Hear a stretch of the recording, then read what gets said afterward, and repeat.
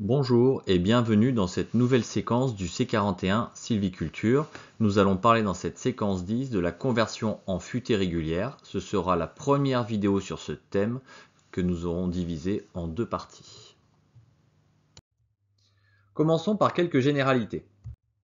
Tout d'abord, la conversion est le traitement qui permet de changer de régime. Donc historiquement, on avait un taillis ou un taillis sous futaie taillé avec réserve que nous souhaitons transformer en futaie régulière et pour cela nous allons mener le traitement de conversion. Aujourd'hui cependant on considère qu'il est également intéressant peut-être de convertir en futaie irrégulière. C'est un traitement transitoire. Cela signifie que même s'il y a une durée variable de la conversion, avec une conversion qui peut être longue ou une conversion qui peut être courte, dans les deux cas, on ne souhaite pas que ce traitement dure trop longtemps. C'est donc un traitement non pérenne, contrairement au taillis sous futaie ou à la futaie régulière.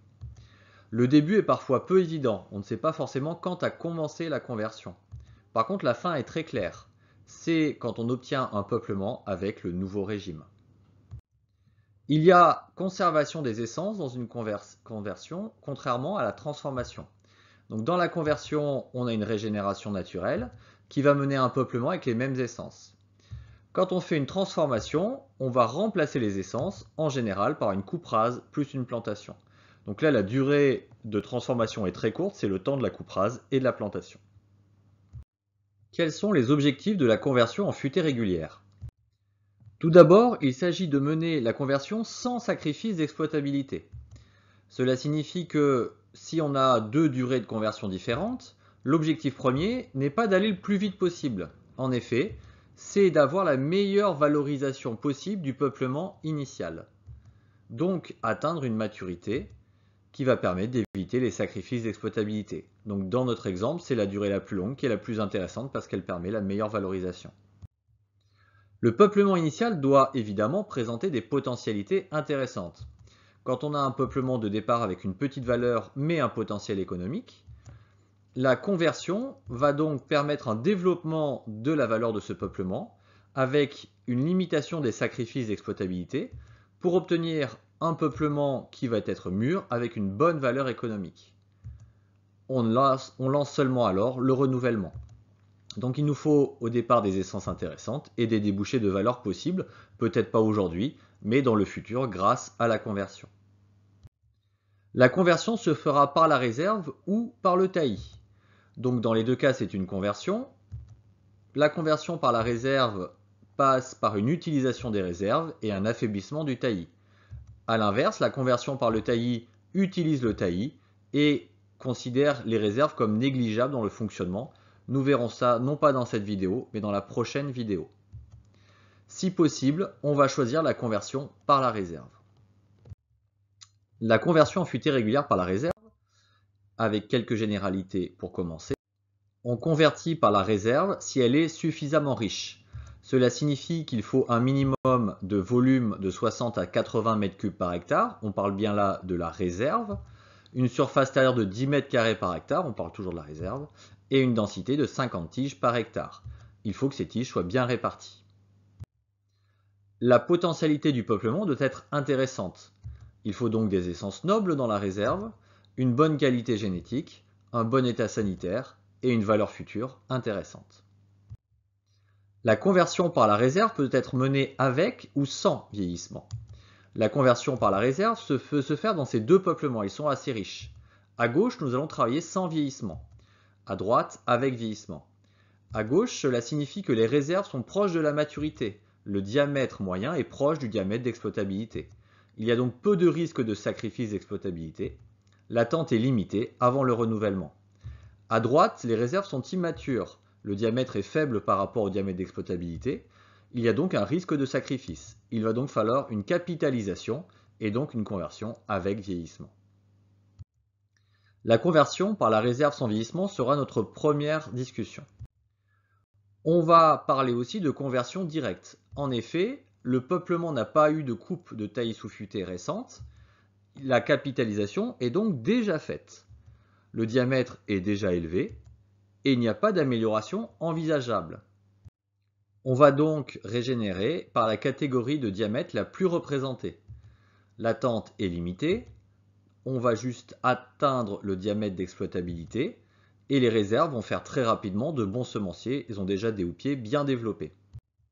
On va donc procéder à une régénération par coupe de conversion qui va ressembler à la logique de la méthode des coupes progressives en futaies régulières. Il y a donc pour commencer une extraction du taillis, qui est l'équivalent de l'extraction du sous-étage en futaies régulières, et une coupe de quelques réserves. Tout ça va tenir lieu de coupe d'ensemencement.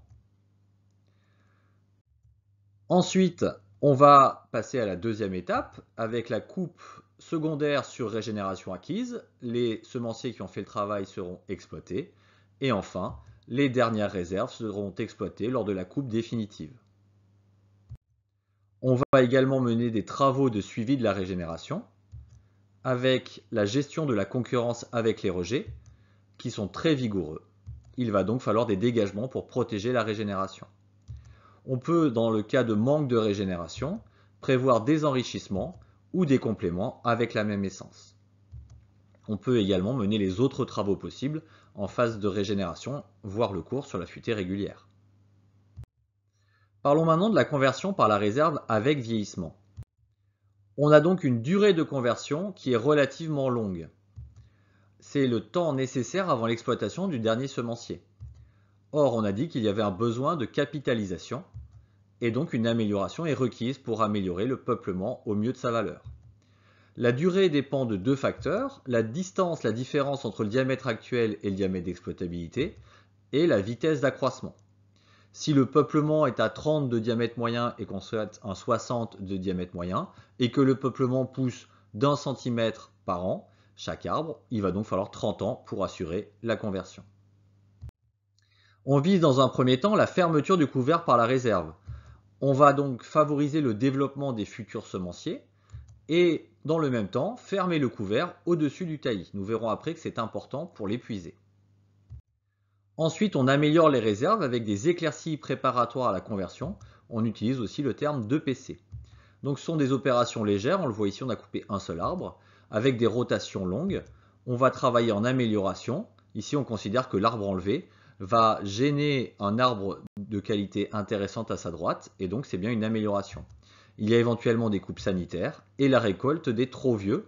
Ce qu'on appelle un trop vieux, ce sont les arbres dont la durée de survie est inférieure à la durée de conversion. Donc on va se poser la question, arbre par arbre, pour savoir s'ils sont à même de tenir pendant le temps de conversion qu'il va falloir mener avant d'arriver à la régénération. Si notre arbre meurt avant, on aura perdu de l'espace, un semencier et de l'argent. On va gérer le taillis en l'épuisant tout en lui attribuant un rôle de sous-étage. Donc on va éliminer les brins frotteurs qui vont gratter, abîmer un tronc, les brins qui pénètrent dans le couvert et qui seraient donc une concurrence pour nos semenciers, et on va réduire le nombre de brins par CP en conservant les moins vigoureux. On va donc épuiser la souche avec ce qu'on appelle des brins tire-sève, ce sont les brins qui restent sur le taillis. Ils vont jouer un rôle de gainage de la réserve et vont donc constituer un sous-étage. Donc ce sous-étage va permettre le gainage et une meilleure qualité des arbres qui vont rester. On régénère le peuplement par coupe de conversion, on a déjà vu ça précédemment, c'est la méthode des coupes progressives, avec coupe d'ensemencement, coupe secondaire et coupe définitive. Des travaux sont éventuellement nécessaires. Attention, à ce moment-là, on pourrait décider de changer d'avis et de mettre en place une coupe rase plus plantation. C'est quelque chose qui n'est pas une régénération naturelle, qui serait peut-être un peu embêtant sur le principe, sauf que à ce moment-là, on a optimisé la valeur du peuplement, donc on n'a pas perdu l'argent, il n'y a pas eu de sacrifice d'exploitabilité, cela restait le premier objectif de la conversion. On va passer aux questions posées par la conversion. Tout d'abord, la structure initiale du peuplement peut poser un problème. Ainsi, si la futée est trop irrégulière, on va retrouver une courbe qui va être comme ça étalée, et donc la durée de conversion va être compliquée à définir. En effet, le diamètre moyen peut être calculé, mais quel sens aura-t-il sur un peuplement de ce type-là? De la même manière, il va y avoir un vieillissement des gros bois pendant cette conversion, et on peut se poser la question de leur durée de survie. Est-ce qu'elle va vraiment être inférieure ou supérieure à la durée de conversion? Ensuite, la conversion est difficile à mener dans un peuplement hétérogène. Quand on observe qu'on fait un inventaire sur une parcelle, on peut avoir l'impression de quelque chose qui est simple à convertir par la réserve. Mais la réserve peut être répartie de manière hétérogène, avec des petits bois d'un côté, des bois moyens ici, et des gros bois plutôt à droite. Donc dans ce cas-là, il y a un risque de sacrifice dans les zones les plus jeunes, et de survieillissement quand on va fixer une durée de conversion unique pour l'ensemble de la parcelle. La conversion en futée régulière n'est donc pas toujours pertinente, ce qui posait la question de la conversion en futée irrégulière par la réserve, mais dans ce cas, on traitera le peuplement dans le cadre du cours sur la futée irrégulière. La prochaine vidéo traitera donc de la conversion par le taillis, conversion que l'on mènera si la réserve n'est pas assez riche et n'a pas assez de potentiel.